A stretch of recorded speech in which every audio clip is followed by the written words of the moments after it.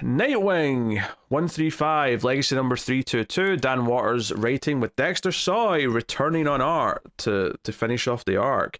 Which makes me a little bit sad that we got 2 issues without him in the middle of this big, last part of the Cirque du Sin story. Because, I was like, oh man, it's great to have him back, but it's a shame that there's now this inconsistency towards the end. But, yeah, this is the payoff to what we've been doing with the Cirque du Sin. The cliffhanger last time was the Titans Tower coming down with Nightwing Prime. In there. Get my primes crosswired. He did. And Babs is running to try and save him. Martian Manhunter saying it's useless. That building's going to crush you. You're a human. And then the big reveal is that Nightwing Prime is woken up and catches the building. So it's like he realizes that Nightwings went off to the Cirque du Sin, and Babs is like, how do you know that? And he's like, you forget, I'm also a child of Gotham. I hear the music. And he just walks off into the mystical tent to go to the Cirque du Sin, which I thought was a really cool little moment, actually. The way that Soy draws that with him walking away like cool guy, right? Like cool guys don't look at explosions. And then how the white tent just appears and he's like, and I'm going to follow where it leads. And you're just like, oh my God. All right. I'm feeling hopeful now because I wasn't feeling hopeful. I was like, oh man, the Zani's got dick.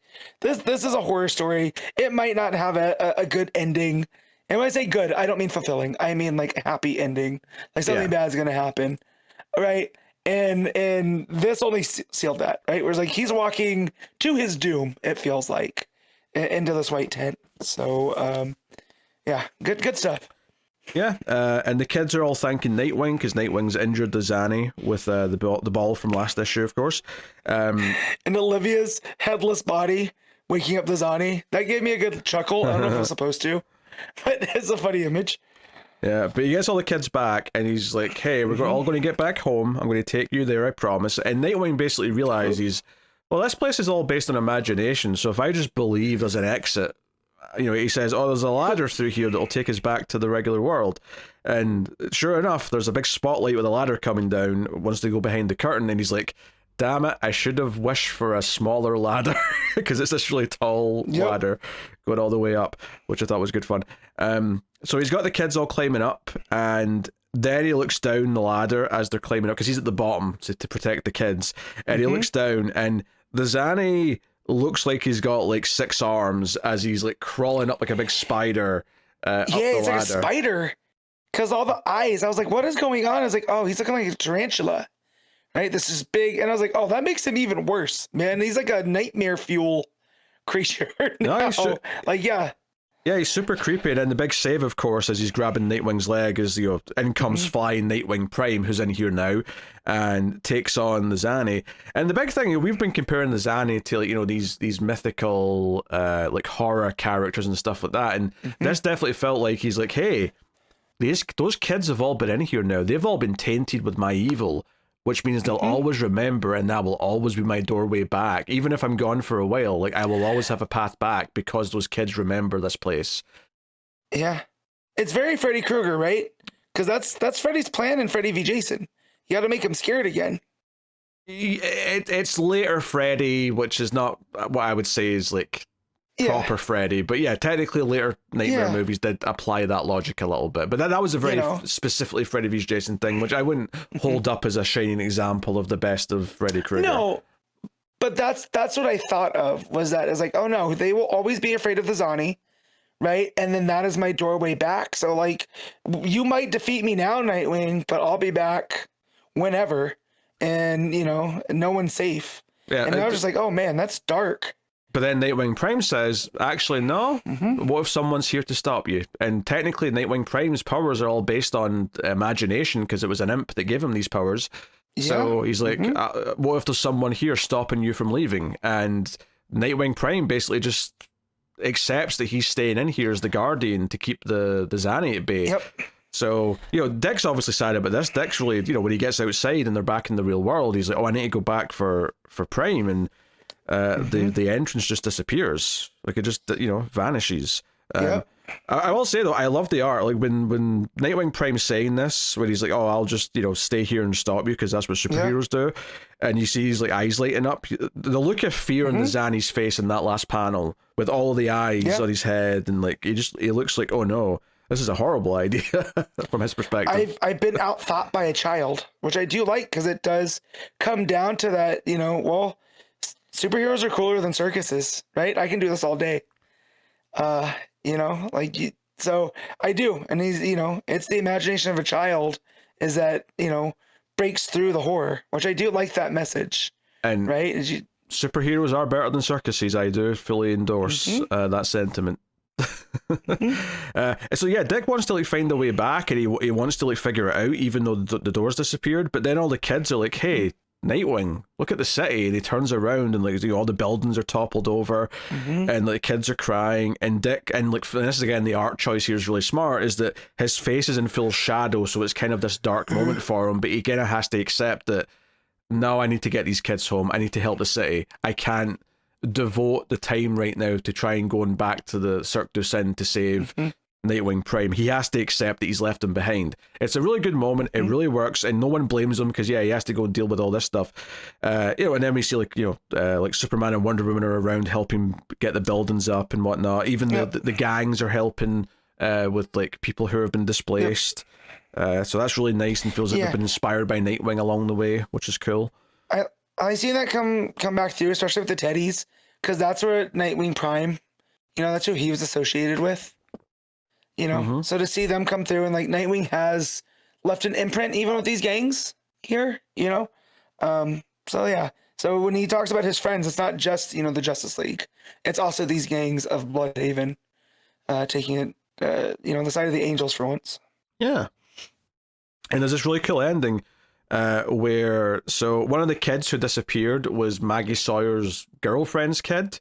And Nightwing shows up to her bedroom because she's got the buzzer. She stole the buzzer from Maggie, the Nightwing pager or whatever you want to call it. And he's like, "Hey, I don't think your mom's girlfriend's going to be too happy that you've nabbed that." And she's like, she'll be fine. She's like desperate to like make me think I'm a friend, so she'll be really easygoing on me. She's dating my mom, so she wants to be my friend, which is the funniest thing. Right, that the kid has figured that out and is like, I can do whatever I want. Yeah, she's super self-aware, which is funny. But I love this ending, which is like, hey, all of us kids, we used to talk about it in school, like before any of this happened, that we were all having nightmares of this same scary person, the Zanny. We all seen him in our dreams, and he was creepy, and it always felt like he was coming for us, and then obviously that built up to it actually happening. And they're still having these nightmares or these dreams, but they've changed because there's someone else in there now. And she basically tells Nightwing, gives him some closure that Nightwing Prime is in there defending the kids. Like, like if these dreams they're having are actually connecting to the Cirque du Soleil, they're actually getting a window into like what's really happening there. And she flat out says, Nightwing Prime told me to give you a message and to say that he's all right and he's keeping the monster at bay. And I was like, I actually love that Nightwing's hearing this from one of the kids who's still having these dreams. And it's this idea that this fight is like still going on. Like this is a never-ending fight that's going on in this other dimension, this other realm, and the children of Bloodhaven are seeing glimpses of it in their sleep. I love how this still fits in with the ethereal, like, otherworldly threat that the Zanny is this entire time. Really, really cool. And I like that she says, but now there's a superhero in our dreams too.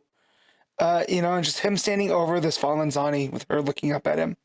Like it is. And it's one of those things that I've talked about a ton where that like Nightwing, Dick Grayson is like the crux of the DCU. And yes, he is, Batman's son, but he's also, he looks up to Superman. And so just the influence that Superman has, right? That's what Nightwing Prime represents here. And he takes his name from Superman. That there's this Superman analog type character that he got to inspire, and that's the one. That's the superhero, right? In the grand scheme of things, the first superhero, Superman, right? So, and that's who's in the dream, and it's coming through, and that's who's fighting the monster and keeping the monster at bay. I really liked all that, like, it's not quite meta storytelling, but it's up there for me. Those are the pieces that I was getting from it. But yeah. I mean, I think you're warping that a little bit to feed into your Superman bias, Matt. If I'm being Yes. just the way you sort of snake that theory around a certain lens, but I don't disagree in essence with what you're saying. I think for me the way I would phrase it, it's more like the idea of like Superman's powers is the sort of the basic idea of what a superhero is. It's the first one you think of. So this idea of like the idea of a superhero is protecting them in their dreams, because a child is what we'd think up of a superhero. And that superhero being more like Superman makes a lot of sense. So I think there's something there. Yeah. For sure. So, no, very good. So there's a final page, though, there's a little epilogue teasing where we're going next in this run, which is neat. And we have a new mayor in the city, Mayor Bissoni. Is that how I'm saying that right? Close enough. Bissoni, I guess. Bissoni, yeah. Yeah. The G's definitely silent though, right? Yeah, but it's like a soft G. Like so it gives the nya sound. So that's why I would say Bissioni. So, like, I don't speak Italian, all right? Yeah. I don't do soft G's. Well, I guess I do. I do like an ing, but I guess that's a type of soft G. But the soft G in front of a letter, I don't know how I'm doing that. Anyway, so yeah, it's basically just some narration saying, his father was this thug who would like break people's bones and reset them so they could be broken again, so that whoever was working under him would like fall to his will.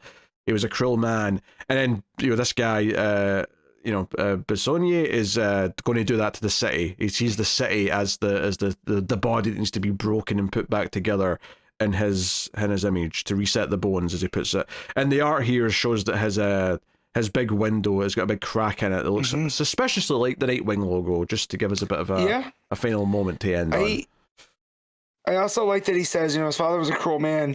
Once he tried to break a few of Bernard's bones, but the teenager beat him so hard with a tire iron that his lung collapsed. So he's taken that fury and cruelty that he's learned from his dad, and now it looks like he's gonna apply it to Nightwing. Yeah, he's run with it. Part of me wants to dock this slightly and say it feels a little tacked on at the end of this, because it's just kind of a standalone page with like very little build up. However, looking at it, I'm thinking, no, it kind of fits in with the idea of him looking out the window and seeing that, half the city's been broken. It does kind of fit in that sense. So I'm like, okay, I kind of get what it's doing. It's just the narration of who this guy is just feels out of nowhere at the end, because it doesn't really fit with anything we've been doing up until this point. So it's a minor quibble.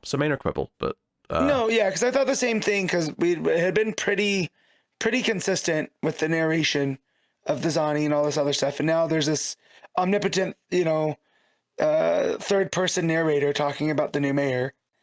I don't know, and I was like, oh, okay, that's a stylistic shift, but I liked what it had to say. Wherever that narrator, whoever that is, the idea of breaking bones to reset them, to break them again, you're just like, that is sick. Yeah, and it's a very different threat to what we've just been doing for the last couple of arcs, so that's nice as well, to freshen things up.